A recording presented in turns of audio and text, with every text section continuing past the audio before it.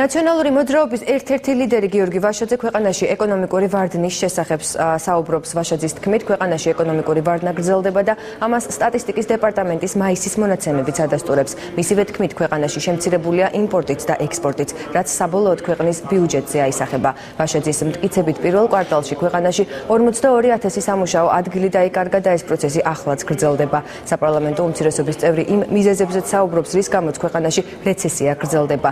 ერთ-ერთ მიზეზად ის ეკონომიკური განვითარების სტრატეგიის არ ქონას ასახელებს. ეკონომიკური ვარდნა გრძელდება და კიდევ უფრო ღრმა კრიზისში შევდივართ. ამას მიუთითებს სტატისტიკის დეპარტამენტის მაისისთვის მონაცემები, რომლითაც იმპორტიც და ექსპორტიც მკვეთრად შემცირებულია საქართველოში. თუ პირველ კვარტალში ჩვენ დავკარგეთ 42,000 სამუშაო ადგილი, ეს პროცესი გრძელდება სამწუხაროდ და ყოველდღიურად იკარგება ასობით სამუშაო ადგილი. რაც ყველაზე მნიშვნელოვანია, ეს არის პრობლემა თვითონ ბიუჯეტის შევსებისთვის. პირველ კვარტალში ჩვენ უკვე 80 მილიონი დაგვაკლდა.